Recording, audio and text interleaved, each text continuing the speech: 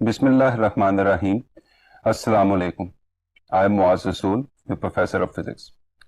Students, आप लोगों को याद होगा कि लास्ट लेक्चर में हम लोगों ने इलेक्ट्रोमैग्नेटिज्म के सिलसिले में अपना टेस्ट नंबर 5 डिस्कस किया था। आज हमने इसी सिलसिले को जारी रखना है और इलेक्ट्रोमैग्नेटिज्म के ही सिलसिले में हम लोगों ने अपना टेस्ट नंबर 6 डिस्कस करना है।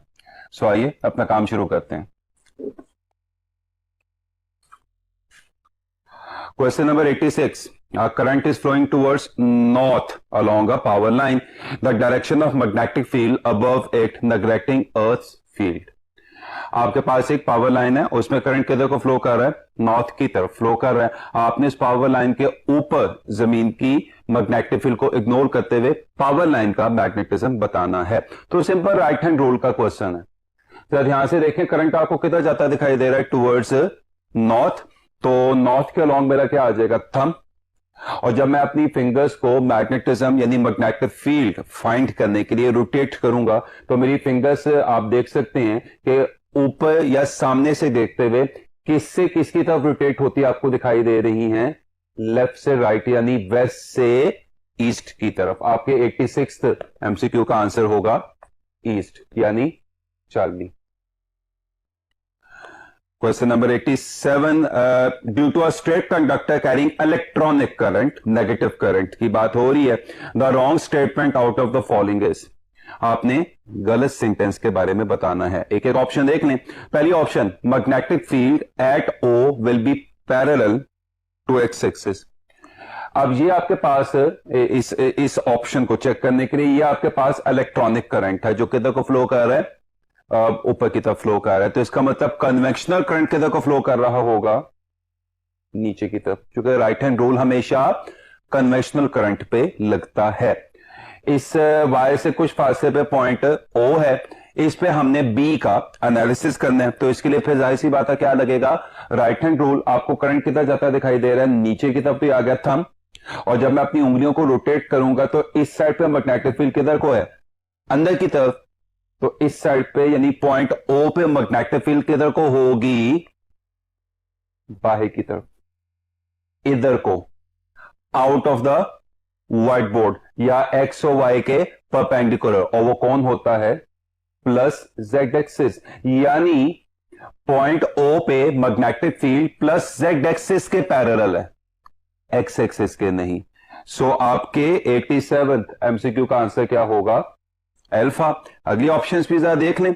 Beta, magnetic field at O will be parallel to z axis में है, मैं अभी आपको बता चुका हूं। Charlie, magnetic lines of force are concentric circles with the wire at the centre. हमने सबसे पहला टॉपिक जो इलेक्ट्रोमैग्नेटिज्म में किया था उसमें हमने यही देखा था कि एक स्ट्रेट वायर में से जब भी करंट पास करता है तो उसके लिए जो मैग्नेटिक फील्ड पैदा होती है वो बहुत सारे सर्कल्स की शक्ल में पैदा होती है और वो तमाम सर्कल्स क्या होते हैं? कंसेंट्रिक होते हैं। तो चार्ली ऑप्शन भी बिल्कुल सही है। Delta, magnetic field to the left and right of the wire are oppositely directed. ये अभी मैंने बताया कि इस वायर के यहां पे यानी पॉइंट O पे यानी राइट साइड पे मैग्नेटिक फील्ड किधर को है? बाहर की तरफ है। तो लेफ्ट साइड पे मैग्नेटिक फील्ड किधर को होगी? अंदर की तरफ होगी। तो 87 में चूंकि आपने रॉन्ग ऑप्शन को टिक करना था, रिपीट 87 का आंसर क्या होगा? Alpha. Question number 88. Electronic current यानी नेगेटिव चार्जेस का current is flowing through a straight conductor as shown in the figure. The direction of magnetic lines of force when seen from below the conductor will be. Naushad यहां से देखिएगा, आपके पास एक conductor है, इसमें आपको करंट किधर जाता है दिखाई दे रहा है? ऊपर की तरफ। लेकिन फिर वही बात, ये कौन सा करंट है? इलेक्ट्रॉनिक करंट है। तो इसका मतलब कन्वेंशनली इसमें करंट किधर को फ्लो कर रहा होगा? ऊपर से नीचे। अब इसको समझाने के लिए फर्स्ट करें कि ये मेरे पास एक मार्कर है और इस मार्कर में करंट किधर जा रहा है? ऊपर से नीचे की तरफ आ रहा है। तो जब इस मार्कर में करंट ऊपर से नीचे की तरफ आ रहा होगा तो मेरा थंब किधर को जाएगा? नीचे को। और जब मैं ऊपर से देखते हुए अपनी उंगलियों को रोटेट करूंगा, थंब नीचे को जा रहा है। और जब मैं ऊपर से देखते हुए अपनी उंगलियों को रोटेट कर रहा हूं तो मुझे मैग्नेटिक फील्ड कैसे दिखाई दे रही है? क्लॉकवाइज। बट रिमेंबर, इस एमसीक्यू में आपने ऊपर से नहीं देखना था, आपने कहां से देखना था? नीचे से देखना था। तो अगर आपको ऊपर से देखने से मैग्नेटिक फील्ड कैसे दिखाई दे रही है? क्लॉकवाइज। तो नीचे से देखने से यही मैग्नेटिक फील्ड आपको कैसे दिखाई देगी? Anti clockwise. आपके 88 एमसीक्यू का आंसर क्या होगा? Beta. Question number 89. A current carrying straight wire is kept along the axis of the solenoid carrying a current the straight wire. आपके पास एक सोलनॉइड था, उसमें से करंट पास कर रहा था, आपने एक करंट कैरिंग वायर को उस सोलनॉइड के कोर के अंदर एक्सिस के लॉन्ग रख दिया। बताएं उस करंट कैरिंग वायर पे क्या फोर्स लगेगी? कोई फोर्स नहीं लगेगी। उसकी वजह, ये आपके पास एक सोलनॉइड है, रफ सी डायग्राम मैंने बनाई। आपको पता है कि सोलनॉइड की मैग्नेटिक फील्ड हमेशा उसके एक्सिस के अलोंग होती है। इसका क्या मतलब होगा कि सोलनॉइड की मैग्नेटिक फील्ड यानी बी या तो इधर को होगी या इधर को होगी। अब आपने वायर को, करंट कैरिंग वायर को सोलनॉइड के एक्सिस के अलोंग रखा है, तो इसका मतलब ये जो करंट कैरिंग वायर है, चाहे आप ये कोर के अंदर रखें, चाहे आप ये कोर के बाहर रखें, चाहे आप ये कोर के ऊपर रखें, चाहे आप ये कोर के नीचे रखें, ये जो वायर है ये सोलनॉइड की मैग्नेटिक फील्ड के या तो पैरेलल होगी या एंटी पैरेलल होगी। नो फोर्स का फॉर्मूला क्या होता है? आई एल बी साइन, और साइन के आगे थीटा, और अगर थीटा 0 हो या 180 हो, दोनों सूरतों में, दोनों सिचुएशंस में फोर्स का आंसर क्या आ जाता है? 0 आ जाता है। आपकी 89th एमसीक्यू का आंसर क्या होगा? चार्ली, यानी will not exert any force on the solenoid. ना वायर सोलनॉइड पे कोई फोर्स लगाएगी और ना सोलनॉइड वायर पे कोई फोर्स लगाएगी। Question number 90। A proton beam is going from north to south and an electron beam is also going from north to south. Neglecting the earth magnetic field, the electron beam will be deflected. Now आपके पास situation क्या है कि north south west east, ये proton beam है जो किसकी तरफ आ रही है? नॉर्थ से साउथ की तरफ। तो याद रखिएगा ये कन्वेक्शनल करंट है, हमें इसको डिस्टर्ब करने की जरूरत नहीं है। लेकिन जो इलेक्ट्रॉन बीम है वो भी किसकी तरफ आ रही है? नॉर्थ से साउथ की तरफ। तो रिमेंबर ये इलेक्ट्रॉनिक करंट है, और तमाम रूल्स, तमाम करेक्ट आंसर इलेक्ट्रॉनिक करंट के लिए नहीं आते। किसके लिए आते हैं? इलेक्ट्रिक या कन्वेक्शनल करंट के लिए आते हैं। तो इसका मतलब इलेक्ट्रॉन्स की बीम के कॉरस्पॉन्डिंग कन्वेक्शनल करंट साउथ से नॉर्थ की तरफ जा रहा होगा। यानी मैंने प्रोटॉन के बीम्स के करंट को रिवर्स नहीं किया, लेकिन इलेक्ट्रॉन के बीम्स के करंट को इसलिए रिवर्स कर दिया है कि वो कौन सा करंट था? इलेक्ट्रॉनिक। मुझे उसको किस में चेंज करना था? कन्वेक्शनल करंट में चेंज करना था। Now forget about proton, forget about electron. Simple, ये आपको दो करंट्स दिखाई दे रहे हैं जो एक दूसरे से क्या है? ऑपोजिट है। और हम बहुत दफा पढ़ चुके हैं कि ऑपोजिट करंट्स हमेशा एक दूसरे को क्या करते हैं? रिपेल करते हैं। इसका मतलब ये जो बीम है, ये जो दोनों बीम्स हैं, एक दूसरे से अवे जाने की कोशिश करेंगी। यानी प्रोटॉन की बीम इलेक्ट्रॉन की बीम से या इलेक्ट्रॉन की बीम प्रोटॉन की बीम से अवे जाने की कोशिश करेगी। आपके 90th एमसीक्यू का आंसर होगा चार्ली, यानी इलेक्ट्रॉन की beam will move away from the beam of protons. Question number 91. Two infinitely long wires carrying same currents in opposite direction.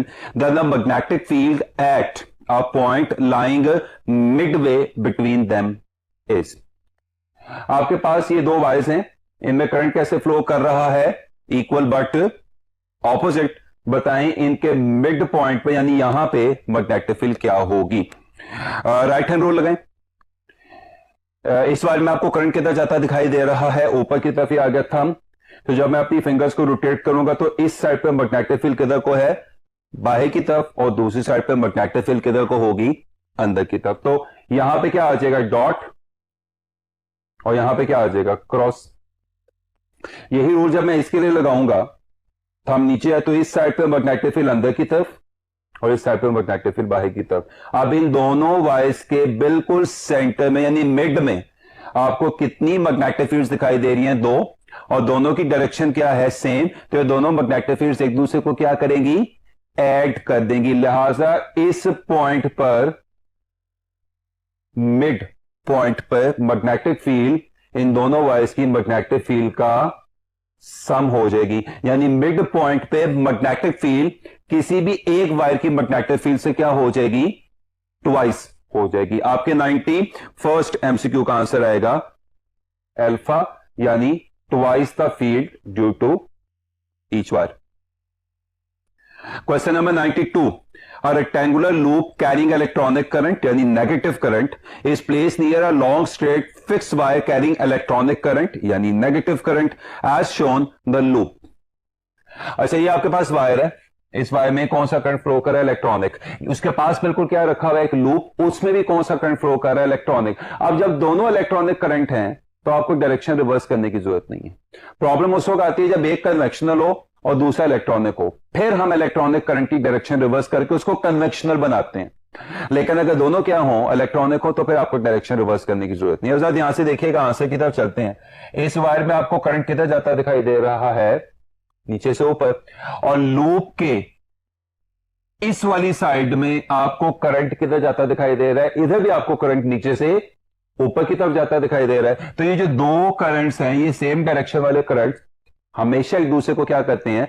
Attract करते हैं। नतीजा, अगर वायर मूव करेगी तो लूप की तरफ मूव करेगी, या अगर लूप मूव करेगा तो वायर की तरफ मूव करेगा ड्यू टू अट्रैक्शन। आपके 92nd एमसीक्यू का आंसर होगा कि loop will experience a force towards wire, यानी आपके 92nd एमसीक्यू का आंसर होगा beta. Question number 93, a 50 centimeter wire carrying current of 20 ampere is placed in a magnetic field of a strength 0.75 Tesla. A wire makes an angle of 30 degree with the field. The magnitude of the force on the wire is. Question number 93, one of the easier MCQs. F equals ILB. Sin theta current 20 ampere उसने सवाल में दिया हुआ है। Wire की length 50 centimetre, यानी wire की length 50 centimetre, 50 by 100। Magnetic field कितनी है? 0.75 यानी 75 ओवर 100। और एंगल कितना था? 30। तो साइन 30 इज 1/2। प्लीज जरा ध्यान से देखिएगा, ये 2 और ये 2 क्या हो जाएगा? कैंसिल। अगेन मैं नॉन जीरो नंबर से कोई आंसर पता चलाने की कोशिश करूंगा। रिपीट, ये 2 और ये 2, ये 2 और ये 2 क्या हो जाएगा? हो जाएगा कैंसिल। 50 by 100 is 1/2। ये क्या है? 75। ये 2 और ये 2 कैंसिल हो गया। 50 बाय 100 इज 1/2। 75 over 2 is 37.5। और आगे तो मुझे बताने की जरूरत नहीं है कि 10 की पावर्स ही बची हैं। तो इसका मतलब आपका आंसर 3 नॉन जीरो नंबर्स रखेगा, 3, 7 एंड 5। तो आपका आंसर क्या आ सकता है? 0.375 या 3.75 या 37.5 या 375, जो भी होगा उसमें पहले नॉन जीरो नंबर्स क्या होंगे? 3, 7 एंड 5। ऐसे मुझे सिर्फ एक ही ऑप्शन दिखाई दे रही है। आपके 93rd एमसीक्यू का आंसर क्या होगा? 3.75 ऑफ न्यूटन, यानी बीटा।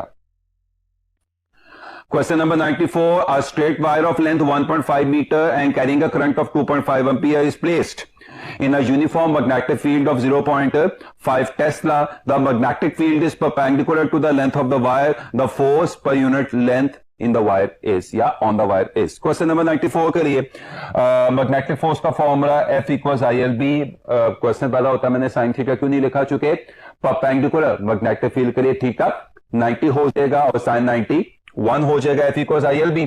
चूंकि हमने क्या निकालना है? फोर्स नहीं बल्कि फोर्स यूनिट लेंथ। तो L वाला फैक्टर उधर आके क्या हो जाएगा? Divide. So force per unit length comes out to be IB। Now what is I?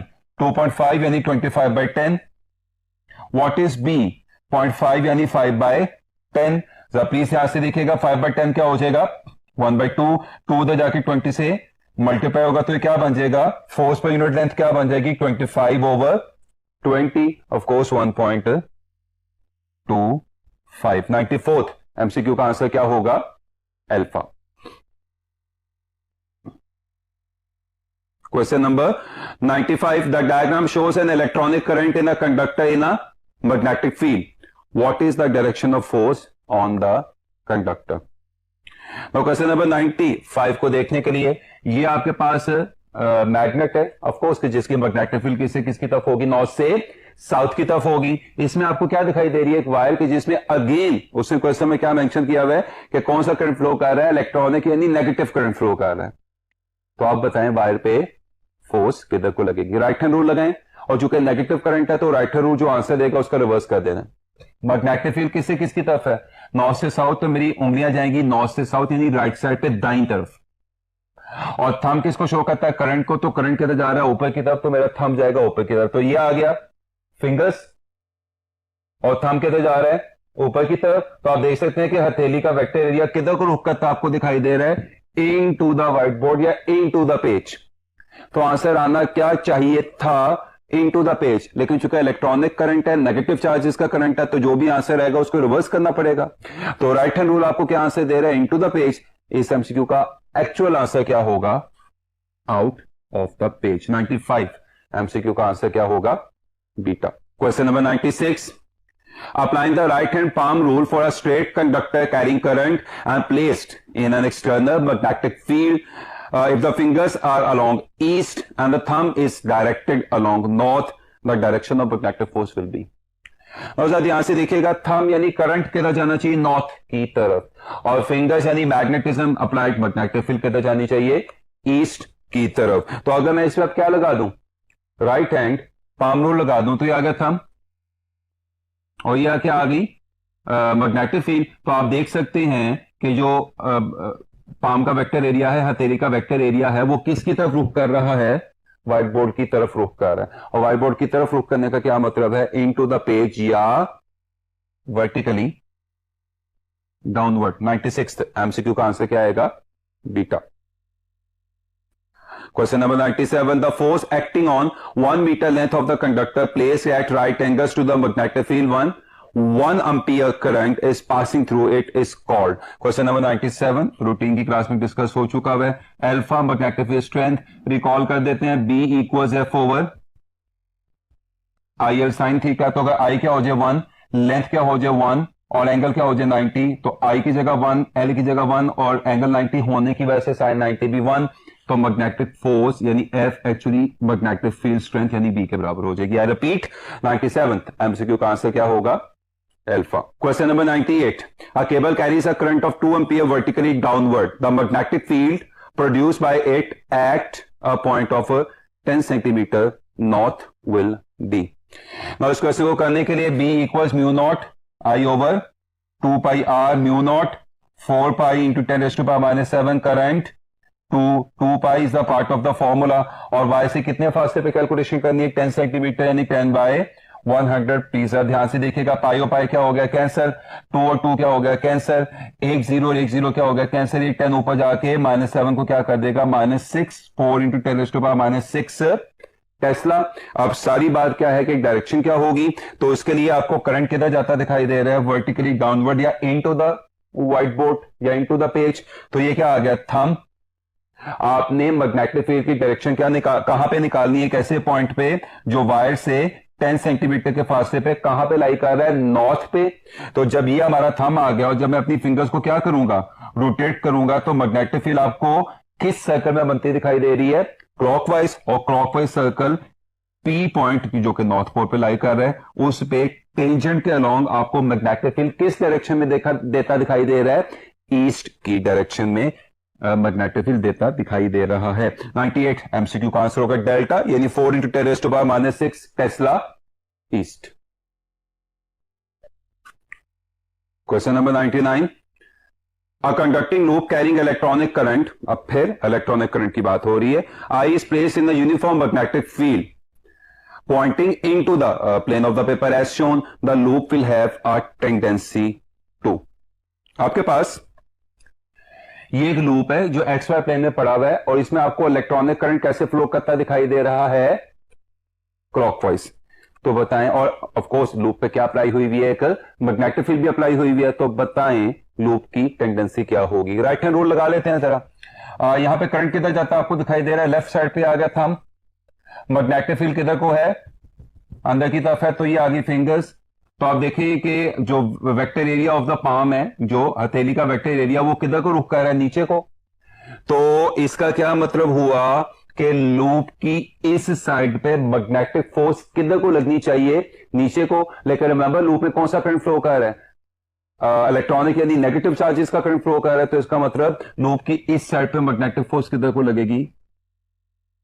अंदर की तरफ, टुवर्ड्स द सेंटर। अच्छा, अगर यही रूल मैं यहां पे अप्लाई करूं, लूप की इस साइड पे आपको करंट किधर आता दिखाई दे रहा है, नीचे तो ये आ गया थंब, मैग्नेटिक लाइंस किधर को है, अंदर की तरफ तो ये आ गई फिंगर्स, और आप देखें vector area of the palm आपको किधर रुख करता दिखाई दे रहा है, राइट साइड पे दाईं तरफ। तो लूप की इस साइड पे मैग्नेटिक फोर्स किधर को लगनी चाहिए थी, राइट साइड पे यानी दाईं तरफ को, लेकिन इलेक्ट्रॉनिक करंट की वजह से लूप की इस साइड पे मैग्नेटिक फोर्स किधर को लगेगी, लेफ्ट साइड यानी अंदर की तरफ। नाउ सेम यहां पे भी, सेम यहां पे भी। तो लूप के चारों तरफ जो आपको फोर्स शक्ति दिखाई दे रही है वो लूप को सेंटर की तरफ कंप्रेस या कॉन्ट्रैक्ट करने की कोशिश करेगी। इसका मतलब लूप को चारों तरफ से एक तरह का, मैं यूं भी आपको समझा सकता हूं कि दबाया जा रहा है, तो लूप एक्सपैंड नहीं करेगा, लूप कॉन्ट्रैक्ट होना शुरू हो जाएगा। 99th एमसीक्यू का आंसर क्या होगा, alpha. Question number 100, for the solenoid shown the direction of magnetic field outside the solenoid if outside field is not ignored. वैसे तो हम कहते हैं कि सोलेनॉइड के बाहर मैग्नेटिक फील्ड इतनी वीक होती है कि हम उसको क्या कर सकते हैं, इग्नोर कर सकते हैं, लेकिन सवाल में उसने हमें कह दिया कि आउटसाइड की मैग्नेटिक फील्ड को इग्नोर नहीं करना। तो अब ये जो कोई भी आपको सोलेनॉइड दिखाई दे रहा है, बताएं इसकी मैग्नेटिक फील्ड आउटसाइड क्या होगी। जरा ध्यान से यहाँ पे देखिएगा, ये मैंने रफ सी डायग्राम बना दी है, एग्जैक्ट डायग्राम आपके टेस्ट में बनी भी हुई है। इन क्रॉसेस का क्या मतलब है कि इधर सोलेनॉइड में करंट किधर जा रहा है, अंदर की तरफ, और इन डॉट्स का क्या मतलब है कि इस साइड पे सोलेनॉइड में करंट किधर आ रहा है, बाहर की तरफ आ रहा है। ना इसका क्या मतलब है कि सोलेनॉइड में करंट कैसे फ्लो कर रहा है, यूं, यानी सोलेनॉइड में करंट यहां से बाहर आके इधर अंदर की तरफ जा रहा है, एंड सो ऑन, फ्लो करता हुआ आगे जा रहा है। नाउ सोलेनॉइड का राइट हैंड रूल, करंट की डायरेक्शन में क्या होता है, राइट हैंड की फिंगर्स रोटेट होती है, तो थंब आपको क्या बताता है, नॉर्थ। तो करंट कैसे फ्लो कर रहा है, यूं, तो ये आगे फिंगर्स यूं, तो थंब यानी ये वाला किनारा कौन सा होगा, नॉर्थ, ये वाला किनारा कौन सा होगा, साउथ। तो ये वाला किनारा नॉर्थ और ये वाला किनारा साउथ। इसका क्या मतलब है, आपने पढ़ा होगा कि सोलेनॉइड के अंदर मैग्नेटिक फील्ड होती है साउथ से नॉर्थ यानी राइट से लेफ्ट, और सोलेनॉइड के बाहर मैग्नेटिक फील्ड किससे किसकी तरफ होती है, नॉर्थ से साउथ, यानी सोलेनॉइड के बाहर मैग्नेटिक फील्ड किससे किसकी तरफ होगी, लेफ्ट से राइट। आपके 100 एमसीक्यू का आंसर होगा आउटसाइड लेफ्ट टू राइट, यानी 40। Question number 101, a solenoid is 1 metre long and it has 4250 turns. If a current of 5 ampere is flowing through it, what is the magnetic field at its center? B equals mu naught Ni. Now mu naught क्या है, 4 pi into 10 raised to power minus 7, of course. Number of turns per unit length 4250, और current कितना है, 5 ampere. Now this MCQ is not about the formula. This MCQ is about how to solve these calculations without using the calculator. तो अब इसके लिए क्या करेंगे, no please ध्यान से देखिएगा, 4 इंटू पाई, पाई क्या लिखा जा सकता है, 3, तो 4 into pi becomes 4 into 3 that is 12, ये 5 वैसे का वैसा। For the sake of simplicity let's assume कि ये 4250 नहीं है बल्कि 4000 है, और ये 10 raised to power -7 तो आएगा। Not concern about the powers of 10, मेरा सारा फोकस किसकी तरफ है, नॉन जीरो नंबर्स की तरफ है। जरा ध्यान से देखें, 5 इंटू 4 इज 20, 20 में से 2 निकालने, और वो जब 2 इस 12 से मल्टीप्लाई होगा तो क्या आएगा, 24। इसका मतलब आपका आंसर क्या आ सकता है, 240, 24, 2.4, 0.24, यानी आपका आंसर किसके अराउंड अबाउट होगा, किसके करीब होगा, 2.4 के करीब होगा। और अगर मैं गलत नहीं तो 2.4 के करीब मुझे एक ही ऑप्शन दिखाई दे रही है, 101। एमसीक्यू का आंसर क्या होगा, बीटा, यानी 2.7 into 10 raised to power -2 Tesla. Hopefully technique आपको अच्छे तरीके से समझ आ रही होगी। Question number 102, in a current carrying solenoid the magnetic field produce does not depend on. Solenoid की मैग्नेटिक फील्ड का फॉर्मूला म्यू नॉट एन आई या mu not an I over L. इसमें स्मॉल एन क्या है, number of turns per unit length, इसमें capital N क्या है, total number of turns, और इसमें एल क्या है, सोलेनॉइड की लेंथ। दोनों फॉर्मूलाज में आपको कहीं पे भी सोलेनॉइड के कोर की थिकनेस या डायमीटर या क्रॉस सेक्शनल एरिया या रेडियस का कोई पैरामीटर दिखाई नहीं दे रहा। आपके 102 यानी 102 एमसीक्यू का आंसर क्या होगा, 40। सोलेनॉइड का मैग्नेटिज्म उसके रेडियस पर डिपेंड नहीं कर रहा होता। Question number 103. The diagram shows a small magnet hanging on a thread near the end of a solenoid carrying a steady current I. What happens to the magnet as the iron core is inserted into the solenoid? Now, ये आपके पास एक magnet है जो freely suspend कर रहा है, इसके पास एक करंट कैरिंग सोलेनॉइड है और यहां पे बिल्कुल ये एक आयरन का कोर है। आयरन का कोर सोलेनॉइड के कोर के अंदर, यानी आयरन की बार सोलेनॉइड के कोर के अंदर डाल दी गई, इंसर्ट कर दी गई, प्लेस करवा दी गई। बताएं अब मैग्नेट के साथ क्या होगा। तो हमें पहले ये देखना पड़ेगा कि जब हमने ये एक्सरसाइज नहीं की थी, यानी जब ये आयरन की बार अभी सोलेनॉइड के कोर के अंदर एंटर नहीं हुई थी या प्लेस नहीं करवाई गई थी, तो उस वक्त क्या हो रहा था वो पहले देखेंगे, उसके बाद देखेंगे कि आयरन की बार डालने से क्या होगा ना। प्लीज ध्यान से देखिएगा, आपको अपनी तरफ वाली साइड में सोलेनॉइड में करंट किधर फ्लो करता दिखाई दे रहा है, ऊपर से नीचे। तो अगर मैं इसको सोलेनॉइड का राइट हैंड रूल लगाऊं कि जिसमें फिंगर्स करंट को शो करती हैं और थंब क्या देता है, नॉर्थ पोल, तो ये पोल नॉर्थ है, ये पोल साउथ है। इसका मतलब कि सोलेनॉइड का नॉर्थ सस्पेंड हुए मैग्नेट के साउथ के सामने है। इसका मतलब ये सोलेनॉइड और ये मैग्नेट एक दूसरे को क्या कर रहे होंगे, अट्रैक्ट कर रहे होंगे। अब आपने आगे क्या किया कि ये जो आयरन की बार है इसको सोलेनॉइड के कोर के अंदर प्लेस करवा दिया। Remember, iron is a ferromagnetic substance. तो मैंने आपको लेक्चर में बताया था कि फेरोमैग्नेटिक सब्सटेंस के लिए रिलेटिव परमिटिविटी 1 से कहीं ज्यादा होती है। तो इसका फिजिकली मतलब क्या है, फेरोमैग्नेटिक सब्सटेंसेस में एक्सटर्नल मैग्नेटिक फील्ड को इनहैंस करने की, मजीद स्ट्रॉन्ग करने की सलाहियत होती है।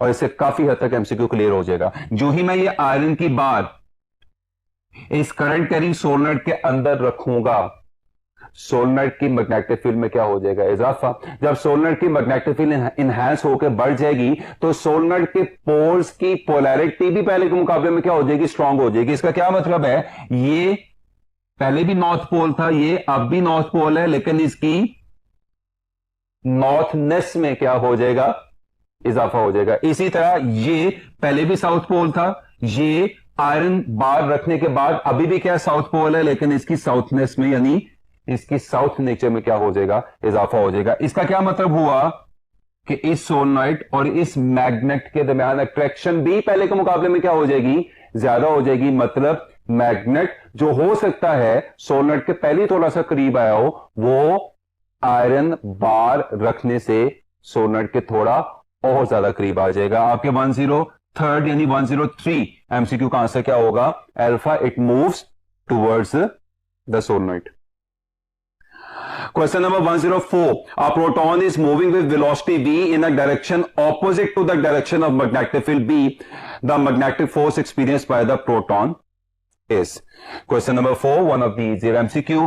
F equals QVB sin theta. और थीटा की जगह आप देख सकते हैं मैंने क्या लिख दिया, 180, चूंकि प्रोटॉन मैग्नेटिक फील्ड से ऑपोजिट मूव कर रहा है। साइन 180 क्या होता है, 0। इसका मतलब इस प्रोटॉन पे इस सिचुएशन में कोई फोर्स नहीं लगेगी, यानी 104 का आंसर होगा 0 यानी डेल्टा।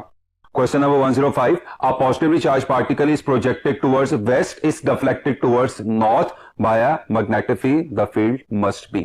आपके पास एक पॉजिटिवली चार्ज पार्टिकल था, वो किधर को जा रहा है, वेस्ट की तरफ। तो वेस्ट के अलोंग क्या है उसकी वेलोसिटी, उस पर मैग्नेटिक फोर्स किधर को लग रही है, यानी एफ किधर को लग रही है, नॉर्थ की तरफ। तो बताएं जो मैग्नेटिक फील्ड इस चार्ज पार्टिकल को नॉर्थ की तरफ मूव करवा रही होगी, वो मैग्नेटिक फील्ड यानी वो बी किस तरफ को, आपने बी की डायरेक्शन निकालनी है। नो इसके लिए राइट हैंड रूल, थंब किसको शो करता है, चार्ज की वेलोसिटी को, वो किधर को है, वेस्ट की तरफ। तो आ गया थंब वेस्ट की तरफ, राइट साइड पे, ठीक है, आप लोगों के लेफ्ट साइड पे, मेरे राइट साइड पे, आप लोगों के लेफ्ट साइड पे। ओके, हथेली का वेक्टर एरिया किधर जाना चाहिए, यानी फोर्स किधर जाना चाहिए, ऊपर, यानी नॉर्थ की तरफ। ये तो थंब किधर जा रहा है, वेस्ट की तरफ। हथेली का वेक्टर एरिया किधर को आपको दिखाई दे रहा है, ऊपर यानी नॉर्थ की तरफ। तो आपको फिंगर्स किधर दिखाई दे रही हैं, आप लोगों की तरफ, यानी फिंगर्स किधर है, मेरे से अवे आपकी तरफ, यानी फिंगर्स या मैग्नेटिक फील्ड किधर को है, out of the whiteboard. और out of the whiteboard क्या कहला सकता है, वर्टिकली अपवर्ड्स। आपके 105 एमसीक्यू का आंसर क्या होगा, बीटा, यानी vertically upwards. Question number 106. A charged particle enters in a strong magnetic field, then is kinetic energy. तो हमने रूटीन की क्लास में पढ़ा था कि चार्ज पार्टिकल जब भी मैग्नेटिक फील्ड में दाखिल होता है तो उस पर जो मैग्नेटिक फोर्स लगती है वो वर्क नहीं करवा सकती, काइनेटिक एनर्जी में चेंज नहीं लेके आ सकती, स्पीड नहीं चेंज कर सकती, टॉर्क नहीं पैदा कर सकती। वो सिर्फ क्या पैदा कर सकती है, इंपल्स पैदा कर सकती है। पहले भी काफी डिस्कशन हो चुकी है। आपके 106 एमसीक्यू का आंसर होगा बीटा, यानी चार्ज पार्टिकल पे जब मैग्नेटिक फोर्स लगती है तो उसकी काइनेटिक एनर्जी क्या रहती है, कांस्टेंट रहती है। Question number 107, a negative charge moving with constant velocity v enters a region of uniform magnetic field pointing out of the page. What is the direction of magnetic force on the charge? Diagram as it is मैंने बना दी। Negative charge magnetic field में दाखिल हो रहा है नीचे से ऊपर की तरफ। डॉट्स का क्या मतलब है, मैग्नेटिक फील्ड किधर को है, बाहर की तरफ, यानी out of the white board, यानी आप लोगों की तरफ। तो बताएं ये चार्ज किधर को डिफ्लेक्ट होगा, राइट हैंड रूल थंब किसको शो करता है, वेलोसिटी को, तो दिस इज वेलोसिटी। और उंगलियां यदि मैग्नेटिक फील्ड किधर आनी चाहिए, आप लोगों की तरफ, मुझसे अवे आपकी तरफ, ये आ गई मैग्नेटिक फील्ड। तो आप देख सकते हैं कि पाम यानी हथेली के वेक्टर एरिया का रुख किधर को है, राइट साइड पे, दाईं तरफ। लेकिन चूंकि कौन सा पार्टिकल है, नेगेटिव पार्टिकल है, तो राइट हैंड रूल जो भी आंसर बताया उसका रिवर्स कर देना है। राइट हैंड रूल क्या आंसर बता रहा है कि चार्ज को किधर डिफ्लेक्ट होना चाहिए था, राइट साइड पे, दाईं तरफ, जबकि नेगेटिव चार्ज एक्चुअली किधर को डिफ्लेक्ट होगा, लेफ्ट साइड पे, यानी बाईं तरफ। 107 एमसीक्यू का आंसर क्या होगा, alpha. Question number 108, a charge is projected with 20 meter per second velocity in a magnetic field of 5 Tesla at an angle of 30 degree. If the force of 5 into 10 raised to power minus 70 Newton is exerted on the charge, then the value of the charge will be. F equals Q VB sin theta, बहुत दफा use हो चुका है, तो Q equals F over VB sin theta. Now what is F? 5 into 10 raised to power minus 17. What is V? 20. What is B? 5. What is angle? 30. So sin 30 is 1/2. Please ध्यान से देखिएगा, ये 5 वो 5 क्या हो गया, कैंसल। sin 30 क्या होता है, 1/2। तो जो sin 30 1/2 होगा वो 2 इस 2 से क्या हो जाएगा, कैंसिल। क्या बचेगा, 0 जो ऊपर जाके क्या कर देगा, 10 raised to power minus 18 coulomb.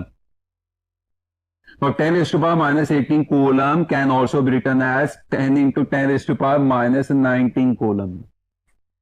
और 10 into 10 raised to power minus 19 coulomb के क्लोजेस्ट आपको कौन सी ऑप्शन दिखाई दे रही है, 9.6 into 10 raised to power minus 19 coulomb, यानी तकरीबन 6 इलेक्ट्रॉन्स जितना चार्ज होगा। आपके 108 एमसीक्यू का आंसर क्या होगा, delta. Question number 109, the force on a charge moving in the magnetic field is not independent of. अच्छा, not independent का मतलब क्या है, dependent of। तो बताएं फोर्स किस पे डिपेंड करती है। तो फोर्स का फॉर्मूला QVB sin थीटा या ILB sin थीटा। ना QVB sin थीटा कब लगेगा, जब सिंगल चार्ज पे लगने वाली फोर्स निकालेंगे आप, और ILB sin थीटा कब लगेगा, जब पूरे कंडक्टर पे लगने वाली फोर्स आप निकालेंगे। लेकिन याद रखिएगा question number 109 force on a moving charge का है। इसका क्या मतलब है, ये फॉर्मूला नहीं लगेगा, ये फॉर्मूला लगेगा। और इस फॉर्मूला में आपको फोर्स किस पे डिपेंड करती दिखाई दे रही है, चार्ज की अमाउंट यानी चार्ज पे, ऑफ कोर्स उसके साइन पे, अप्लाइड मैग्नेटिक फील्ड पे, थीटा पे यानी चार्ज की वेलोसिटी और मैग्नेटिक फील्ड के दरमियान बनने वाले एंगल पे, और सबसे अहम बात चार्ज की वेलोसिटी पे। 109 एमसीक्यू का आंसर क्या होगा, beta. Question number 110, an electron moves in a circular arc of radius 10 meter at a constant speed of 2 into 10 raised to power 7 meter per second with its plane of motion normal to the magnetic flux density of 10 raised to power minus 5 Tesla. The specific charge यानी charge to mass ratio of electron is। कोई जरूरत नहीं solve करने की, आपको याद होगा तो हमने किया था कि इलेक्ट्रॉन के लिए चार्ज टू मास रेशियो क्या होती है, 1.75 into 10 raised to power 11 coulomb per kilogram, और 1.75 is closest to 2। आपके 1/10 एमसीक्यू का आंसर क्या होगा, 2 into 10 raised to power 11 coulomb per kilogram, यानी आपके 1/10 एमसीक्यू का आंसर क्या होगा, delta. Question number 111. The radius of curvature of path of a charged particle in a uniform magnetic field is directly proportional to। charge to mass ratio का फॉर्मूला Q by M equals V over B R, यहां से अगर मैं are निकालूं तो are किसके बराबर आ जाएगा, M B over Q B. And what is M V, momentum. इसका क्या मतलब है, रेडियस आपको किसके डायरेक्टली प्रोपोर्शनल दिखाई दे रहा है, मोमेंटम के। आपके 111 एमसीक्यू का आंसर क्या होगा, बीटा यानी momentum. Question number 112. An electron of mass 9 into 10 raised to power minus 31 kilogram and charge of 1.6 into 10 raised to power minus 19 coulomb is moving in a circular orbit in a magnetic field of 1 into 10 raised to power minus 4 Weber per meter square. Its period of revolution is. Now question number 112. हमने cyclotron का, अगर आपको याद हो तो ऐसे charge particle का जो मैग्नेटिक फील्ड के अंदर सर्कुलर पाथ में मूव कर रहा हो, यानी साइक्लोट्रॉन का टाइम पीरियड का फॉर्मूला देखा था 2 pi M over Q B. Not 2 pi की जगह मैंने क्या लिख दिया 3, of course 3.14, mass 9 into 10 raised to power minus 31 kilogram. We are talking about electron, and charge on the electron is 1.6 into 10 raised to power minus 19 coulomb, which can be written as 16 into 10 raised to power minus 20 coulomb. और magnetic field कितनी है, 1 into 10 raised to power minus 4. Again अब जरा ध्यान से देखिएगा, non zero numbers आपको answer बताएंगे कि इसको आपने टैकल कैसे करना है। सो प्लीज जरा ध्यान से देखिएगा कि अगर मैं इसको क्या अस्यूम कर लूं, इस 9 को क्या अस्यूम कर लूं 8, तो अगर ये 9 8 अस्यूम हो जाए तो 8 इंटू 2 16, 16 और 16 क्या हो जाएगा, कैंसल। तो अकलौता नॉन जीरो नंबर कौन बचेगा, 3। तो इसका मतलब आपका आंसर 3 के आसपास कहीं होगा। 3 से थोड़ा सा ज्यादा भी हो सकता है, कम भी हो सकता है, रफली बात करूं मैं 3 के आसपास होगा। और अगर मैं गलत नहीं तो 3 के आसपास मुझे सिर्फ एक ही ऑप्शन दिखाई दे रही है। वो कौन सी ऑप्शन दिखाई दे रही है, alpha 3.5 into 10 to power minus 7 of second. 1/12 का आंसर होगा अल्फा। इसका मतलब मेजॉरिटी केसेस में नॉन जीरो नंबर्स का बिहेवियर आपको आंसर दे देता है, आपको 10 की पावर्स को सॉल्व नहीं करना पड़ता। Question number 113, a long solenoid has turns per meter of small n and current I ampere is flowing through it. The magnetic field at the ends of the solenoid is, मैंने आपको बताया था solenoid के किनारों पे, edges पे या and पे मैग्नेटिक फील्ड इन साइड से क्या हो जाती है, हाफ हो जाती है। 113th एमसीक्यू का आंसर क्या होगा, alpha. Question number 114, the vector sum of electric and magnetic forces. Electric और मैग्नेटिक फोर्सेस का जो वेक्टर सम है वो क्या कहलाता है, लॉरेंट्ज फोर्स, जो कि मैं एक तरह की रिवीजन ही करवा रहा हूं, किया तो आप लोगों ने हुआ। इलेक्ट्रिक और मैग्नेटिक दोनों फोर्सेस का सम होती है, जिसमें इलेक्ट्रिक फोर्स ऑफ कोर्स किसके बराबर होती है, क्यू ई, और इसमें मैग्नेटिक फोर्स ऑफ कोर्स किसके बराबर होती है, क्यू वी क्रॉस बी के। आपके 114th एमसीक्यू का आंसर होगा लॉरेंट्ज फोर्स यानी चार्ली। और स्टूडेंट्स आज के लिए last question, question number 115, the value of E by M is small as 4।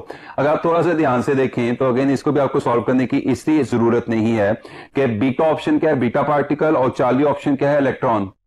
Beta particle actually electron ही होता है, और डेल्टा ऑप्शन क्या है, पॉजिट्रॉन, और पॉजिट्रॉन भी वो इलेक्ट्रॉन होता है जिसपे पॉजिटिव चार्ज होता है। सो इसका मतलब टेक्निकली स्पीकिंग बीटा, चार्ली और डेल्टा एक ही बात को 3 दफा किया गया है। आपके 115th एमसीक्यू का आंसर क्या होगा, अल्फा यानी प्रोटॉन। वैसे भी इसको करने का दूसरा तरीका ये है कि आपको पता है कि इलेक्ट्रॉन और प्रोटॉन पे चार्ज क्या होता है, सेम होता है, लेकिन प्रोटॉन की मास ज्यादा होती है as compare to that of electron. इसका मतलब अगर प्रोटॉन की मास ज्यादा है तो प्रोटॉन की charge to mass ratio electron से क्या होगी, ऑफ कोर्स कम होगी। आई रिपीट, 115th एमसीक्यू का आंसर क्या होगा, अल्फा। होपफुली आज के तमाम सवाल आपको बहुत अच्छे तरीके से समझ आ गए होंगे। अपना बहुत ज्यादा ख्याल रखिएगा। अल्लाह हाफिज।